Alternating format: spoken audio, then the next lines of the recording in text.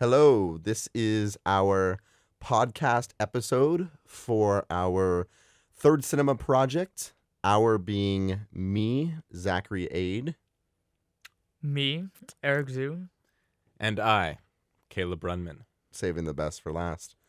So Oh. Caleb and I just finished writing and submitting our questions for Ju Dou, and we will now kind of talk a little bit about those questions and just kind of get into a lot of different topics about the movie in general. Eric is going to introduce the film, just like a quick synopsis, slash tell us a little bit about the director, because he knows the most of the three of us here.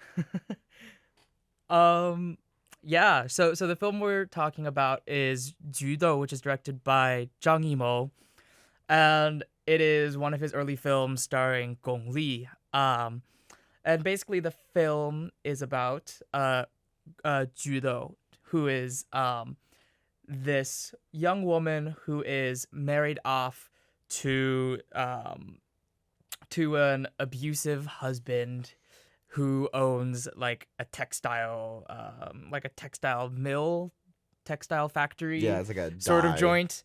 And while she is basically ruthlessly abused in this factory by her husband, she falls in love with her husband's nephew, with whom she has a child.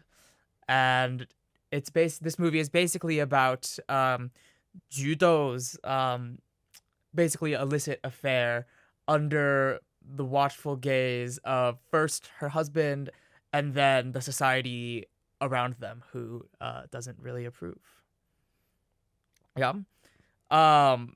This is a movie that is one of Zhang Yimou's first, and it represents one of his early period films before 2000, which are largely works starring Gong Li. There are like actually a couple of them which star Gong Li as a wife married off to basically terrible patriarchs. And they're representative of something that is generally referred to as fifth generation Chinese cinema, which refers to the fifth generation of graduates from the Beijing Film Academy. Other directors among them would be people like Tian Zhuangzhuang or like Chen Kaige, who's famous for like Farewell My Concubine, which won the Palme d'Or in the mid 1990s, maybe 93. And these were important films largely because the directors and this generation of filmmakers were the first filmmakers to make films after the end of the Cultural Revolution. So this was the first time in decades that these filmmakers were able to study film in a way that like viewed film as art and viewed film as propaganda. They were able to watch films from before the Cultural Revolution, as well as films like from around the world for the very first time. And that artistic vision of viewing film as an art form and taking in international influences and this idea of China as this, like before like China had really globalized, this idea of this like more agrarian China, I think is very evident in films such as this one. And yeah, I think that's a pretty good overview to start No, with. yeah, and we talked a little bit earlier about his other two films that are very similar to this that were also pre-2000, right? But they were... Yeah, well, he has three early ones. One is called Hong Gao Liang, which is red sorghum, and then the other one is Da Hong Deng Long Gao Gao Gua, which is raise the red lantern, and they all really feature color in striking ways, and they're all like raise the red lantern's basic premise is Gong Li is married off to an unnamed like rich man. I think he might be royalty, and she is one of many wives in his little like palace, and they basically like jockey for influence within the palace, and they jockey for his favor, and there's a lot of politics involved. But even throughout the 90s, my parents' favorite film of all time is To Live, 活着, which is another movie he made in the mid 1990s, which is about Gong Li, and like a family basically struggling through basically the rise of communism in China, and like pretty terrible things happening to them. It is notable that a lot of these films were censored when they were coming out. Like for example, Ju Dou was, I'm fairly sure, was censored on its release. So was Raise the Red Lantern, as well as To Live, and I'm not too sure about his later 90s works, such as like Not One Less is a pretty big one. And so those films also have kind of similar themes, not only similar They're plot. very like they're very like, yeah, you can see a lot of similar themes in them, like sort of what I said about like very small stories centered, a lot of them stories centered around women, and stories centered in like rural, like in this one I guess like rural areas of China. I think that's sort of reflected a bit in Not One Less, to my understanding of that film. Sweet. All right, let's get into the film. We're going to kind of go through just some of the questions, maybe as talking points, but I think we're just going to kind of bounce around. First of all, there is something, I thought the one thing that I'll start with saying that was striking to me about this is, one, this is a beautiful, like, film, like, it in terms of, like, the color. Like, I know it's shot in Technicolor, and it just looks very pretty, especially, like, one of the questions that I have in here, or I guess Caleb and I have in here, is about the shots of the dyes, the dyed fabric, the dyes into the water, I'm guessing, which is like how they make, what they dip the fabrics into. I'm not familiar super well with the dyeing process. But there's like so many beautiful shots of like just these like long fabrics, or there's shots of Ju Dou like in between all these golden fabrics and anything. So one, it's very beautiful, but I kept asking, I was like, I wonder if, it's like one of those things where it's like, I'm sure it has a meaning. Like the one scene that I mentioned that is mentioned in our questions is where Ju Dou and the nephew are having sex, and right before she gets pregnant, and there's like that red fabric that comes down and goes into the water. Do you guys think it has any meaning? I don't like, obviously I feel like everything has some meaning, but I was trying to think like, oh, I wonder like what are all these colors and these fabrics adding. I think part of it is adding like on a like not even on a symbolic level, but like this is a very like lurid, very like out there melodrama, and Oh yeah. I almost think adding that level of color is just part of like enriching the emotions of the story, especially something that is as like intense as this one. I don't know about specifics, but I mean I think there's something there about like the fact that they're having sex, they're enjoying this like freedom from this oppressed, like that Ju Dou and I think it's Tianqing are enjoying this freedom from this oppressive environment that both of them are living in, and what like the like production and like what they're like working on, what this like dye mill is supposed to produce is falling down as they're enjoying like this freedom. I think there's also something, at least in terms of the color, about the idea that both of the patriarchal figures in this movie, Tianqing and also the uncle, drown within their dyes. Yeah. They both drown within like what they're producing and the work that they're being tasked to do. I wish I had a clearer understanding of the Cultural Revolution. I don't feel comfortable enough to say necessarily what what necessarily that symbolism is, but like obviously like red is a very important like symbol of the Cultural Revolution. Like Mao had everyone have their like little red books like the red, like things like that. And there is something very striking about also like it looks like they're like drowning in pools of blood a little. To continue with some potential symbolic analysis, you can simply look at the dye falling into the water as the two of them physically connecting. You can view Tianqing as the water, someone who's more grounded and is used for practical purposes. Like he's a worker, and the water is what is necessary to really give the dye the total shape and flavor. And then you can view Ju Dou as the vibrant red, the vital red. She's the one that brings life into the world, that sets off really this whole story, brings into the movie the force which ends up being responsible for for so much life and death. And so instead of showing their bodies merging, instead they're able to Yumo is able to represent that with the symbolism and bringing together the two very different people with the two quite opposite materials, but when those materials come together, they create something beautiful, just as just off screen, those two are creating true life.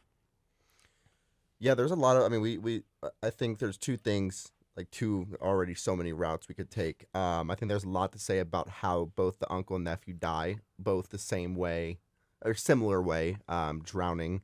And both sort of related to their child. Like, Yeah, I mean, no, you're right. I mean, the uncle dies trying. How does he die? Oh my gosh, I'm forgetting. He doesn't get. he like, does he fall in? Yeah, I think he falls in, right? Because he's trying to. Yeah, he gets like caught, and then his wheel, Yeah. his makeshift wheelchair tips over, and But the child is watching it happen, right? Or no, is he there? Yeah, the he's child there. is there. And he watches it happen. But at that point, he's so young. It Yeah. seems like he doesn't realize what's happening. And then obviously at the end, The the end, he's kind of older and wild much scene more responsible. of the son literally shoving him in and beating him with a stick as he drowns. Yeah, I mean, there was interesting like parallel there how they both died. I think it was interesting too right before then as well.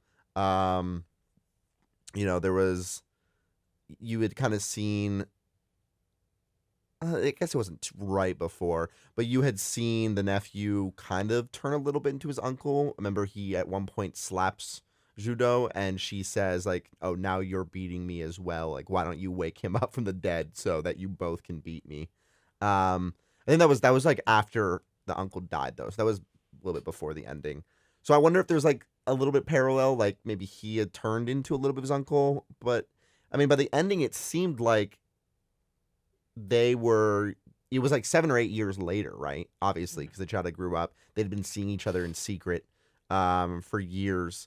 And then it was just, there wasn't anything that happened really before that, right? Like he came over to visit, and then how did it happen? Like what I'm trying to. How did what happen? Like what happened right before that led the child into The pushing? child found out that the rumors about his parents being like in an adult, like he found out that Tianqing was his dad, and that they had been like in an adulterous relationship.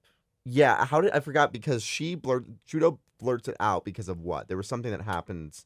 I literally watched this morning and I can't even remember. I think because they went to an isolated space underground where there wasn't Oh. much Had seen oxygen, and then they were both passed out there, and then he came in and dragged his mother out, and she made him go back for Tianjing, but that ended fatally. Yeah, I mean the ending is wild, and I think it deserves a lot of our attention.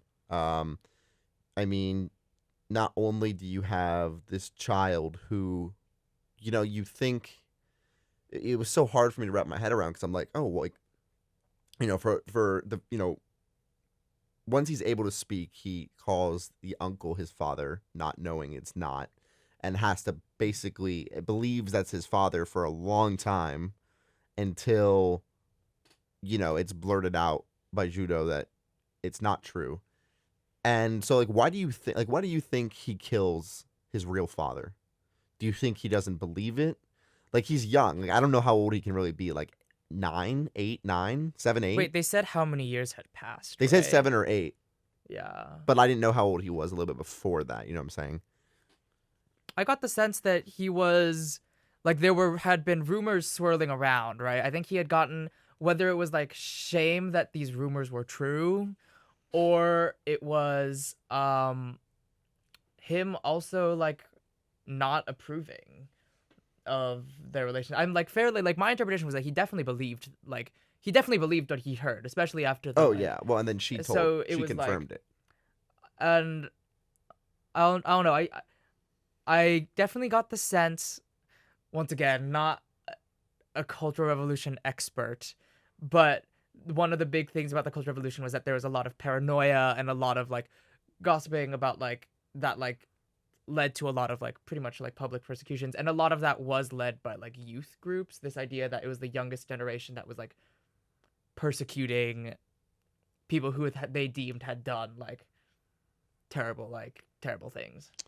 Yeah, but I mean, I guess in this case, right? Like, I thought, if the child was representative of this new generation after the Cultural Revolution, Like right? during the Cultural Revolution. Yeah, wouldn't he be like, why? I guess I don't know enough about the Cultural Revolution to know, like, wouldn't he be more approving of what the situation that? No, it was like Mao had like my understanding was like Mao had galvanized the youngest generation to him. Like they were the ones who were like the like many like in the many cases like the enactors of the Cultural Revolution. Like the most disapproving of what the generations before them had done that they deemed were not like communist. Oh, so but like in this case, so was the Cultural Revolution like anti-tradition or like pro-tradition? Because like it seemed to me like obviously what was wrong, that the whole idea in this movie is just this huge thing of tradition, this whole thing of like Chinese tradition. It was like it like used I think my understanding is that it used things like tradition as like a weapon in order like basically to like funnel like corruption. Okay, yeah. But they also were like anti-corrupt. Like, it just makes me think, because like what the uncle did or what the nephew did was very, anti-tradition. Like what ended up happening, like obviously not supposed to happen. They were like could be shunned for it, killed for it even. So it seemed interesting if the son is supposed to represent the youth of the Cultural Revolution, then that he kills. I don't know. Maybe I'm misinterpreting. like that's what like that is like sort of what happened. Like young people persecuted, like young people persecuted like what like older people did that felt like non-traditional, like non like ideally communist, non like Okay. things like that. Like dishonorable. Yeah, I think dishonorable, honor yeah. is incredibly important here, and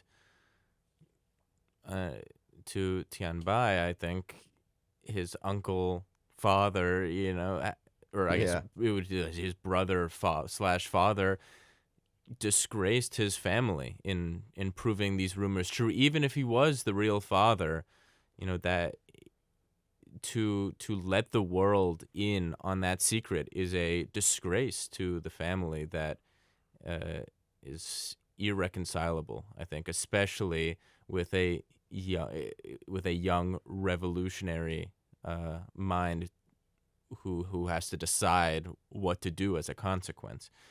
So I think it's almost like there was no choice left, that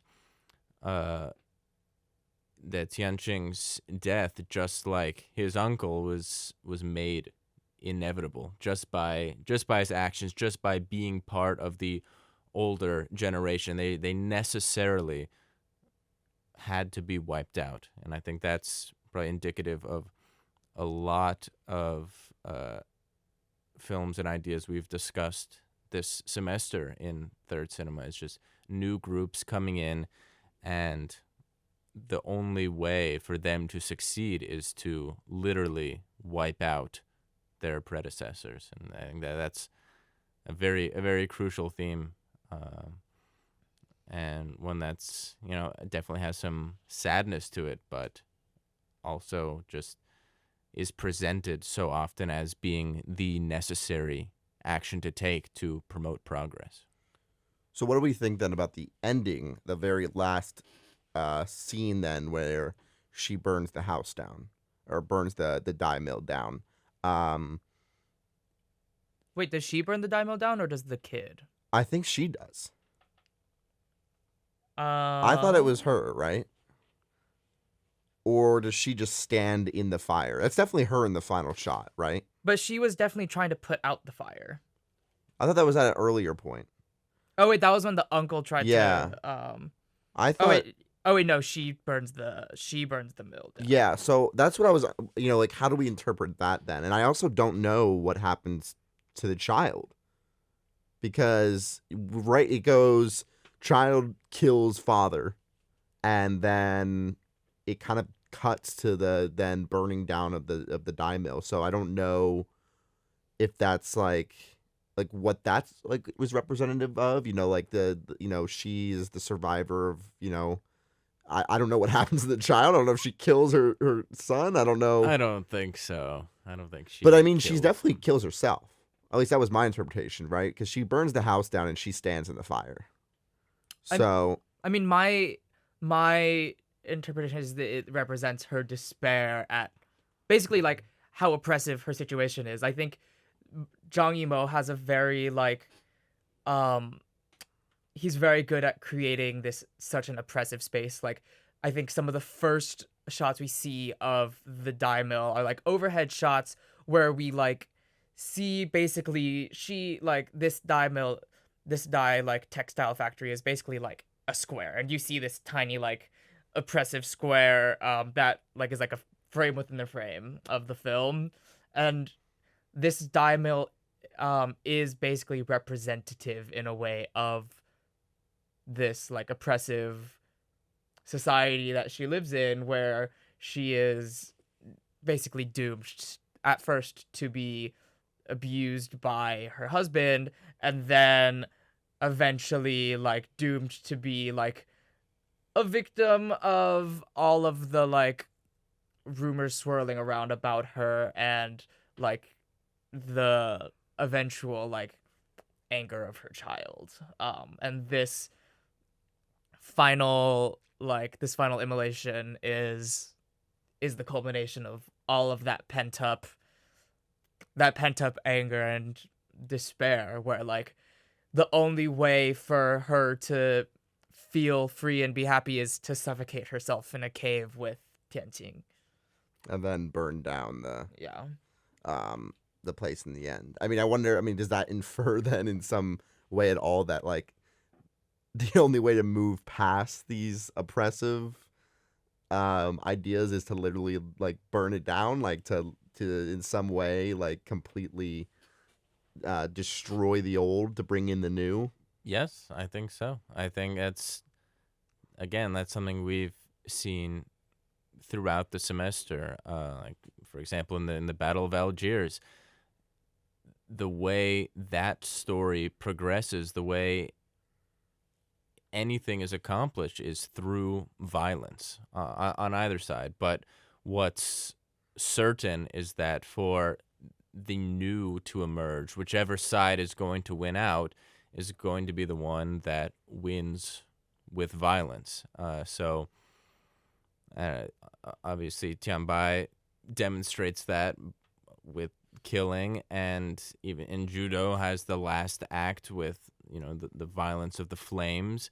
But for the future to emerge, which I guess is what comes out after the movie ends, whatever you see as the kind of the next step, wherever you envision that being the future, it's coming directly out of violence. The last thing you see is that necessary violence. The movie ends, and then there's the future, there's the new that the film creates. Yeah, and I was reading an article a little bit that talked about the ending, and it was just an opinion. Obviously, it's not like fact, but they had mentioned a little bit of that idea, and then they said that was even further substantiated by the then inclusion of that final soundtrack, in which the kids are singing, kind of like, maybe that goes back to the Cultural Revolution, like the is the younger generation. And in some ways, as Caleb just said, with the kind of out of the old and in with the new, the difference between generations, and things like that. I think this idea of like burning is incredibly interesting to me. This idea of burning out with the old, in with the new, which was technically also one of the big calling cards of the Cultural Revolution. They really were against erasing a lot of like previous like pre-communist like culture. They like one of the big things they did was burning down like books, getting rid of film, getting rid of like art and culture of this previous generation. And this film is like at the very end this fire of like getting out of this oppressive, it's like fighting fire with fire almost. And I think it does represent almost maybe even some frustration on like the filmmaker's own part. Like I'm not sure if this is true, but I think Zhang Yimou might have been of an age where he would have been forced into leaving his home for the Cultural Revolution and forced into going into the fields as part of like one of Mao's social like agendas, which is now viewed in at least in the West in a very terrible light. And I wonder if it has to do with something like along the lines of that as well. But I mean, the political aspect of this movie is also incredibly interesting to me. Like I think with a lot of the films we've discussed this semester, there's a lot of focus on not only the films being political, but also in the filmmakers spreading this overtly political message. But Zhang Yimou is actually very controversial for his politics, and he is a person who constantly explains that his films are in no way political. And I guess that is representative in the fact that since 2000, his films have at many times taken almost the exact opposite ideological like stance compared to this film. Like if this film is about like authoritarian, like revolt against like authoritarian like structures, shown through like the perspective of Gong Li's Ju Dou, his films since 2000, such as like I think one that I watched pretty recently, which was Hero, can easily have the opposite interpretation, in which in that film, which is sort of loosely about an assassin sent to assassinate an authoritarian dictator, ends with the assassin basically deciding that he's not going to kill the dictator because this ruthless dictator who has killed like many people actually keeps the peace, and that the peace is more important. And since then, Zhang Yimou has also had many collaborations with like the Chinese government, with things like the 2008 opening ceremony, which he directed. And he's also gone on to direct a lot of Hollywood fare. So like he directed The Great Wall a couple years ago. Oh no, he's an interesting figure because he's so hard to pin down ideologically, and he is so staunchly like he is someone who keeps declaring his films are apolitical, while they oftentimes seem to have these like, at least in this film, it feels very political, and there's something very like structured about it that makes it feel like everything is supposed to symbolize something political.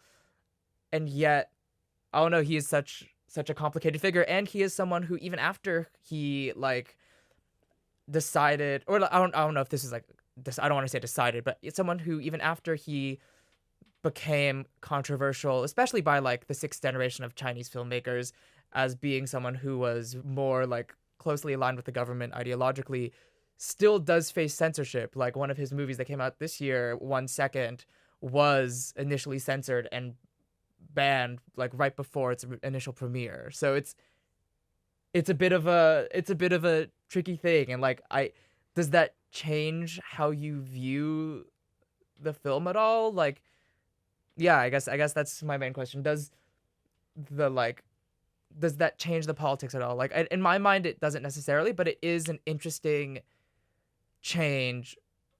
It is an interesting difference from the other films we've seen this semester. Um, and it's an interesting one to think about because of how overtly political I feel like this one is.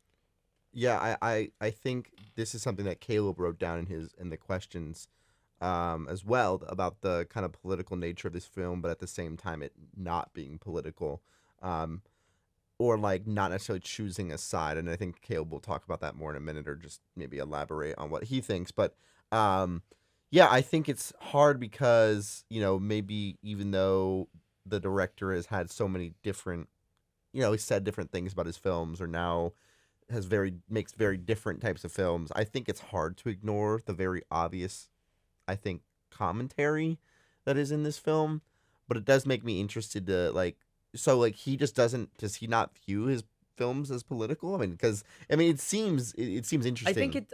Because the movie itself is. I think he like does not want to make like political films. Is my understanding of his stance. So he just viewed this as like a melodrama.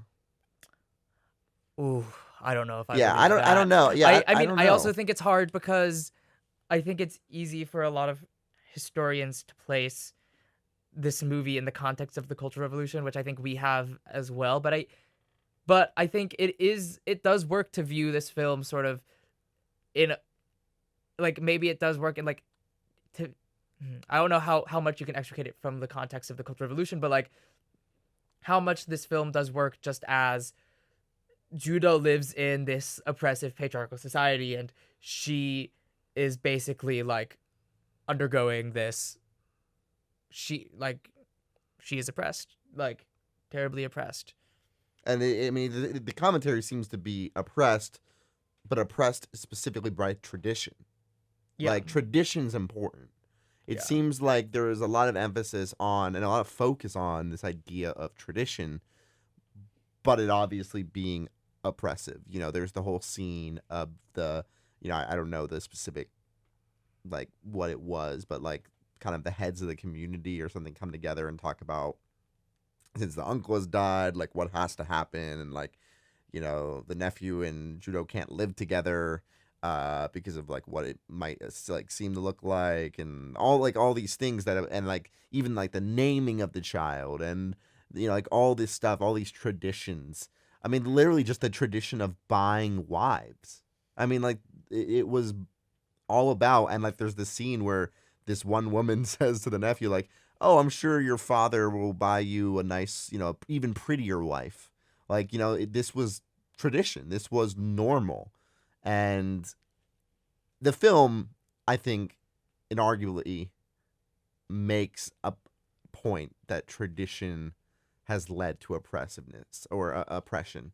Like, I think that's pretty. It seems hard to argue that that's not true in some light. Yep. Yeah. But I mean, Caleb, when you wrote that question, what were you kind of thinking about too? Sure, it was inspired by the reading on New Chinese Cinemas by Brown, where he writes that as part of this new film movement, these movies have an independence from the requirements of a given political line, whether from the left or right. So it's not that these movies can't be political or, discuss very political comments, or topics. It's more that they aren't forced to come from a side. They don't have to have a kind of glossy political shell on top. They don't have to be, filtered through a certain ideology in order to get to these political conclusions. They're free from the constraints of of a side, telling them what to do. They don't have to be a mouthpiece for a certain political group. So they're free from this kind of, I don't know, very almost authoritarian grip, which dictates how, politics must be discussed in these films. And so then it's not that they're not able to discuss politics, but that they're able to do so subjectively, or if they choose, more objectively as the filmmaker sees it. But either way, it's without this pressure, or with far less pressure from political groups to present something a certain way. And it's that freedom that allows for much more complex and nuanced stories.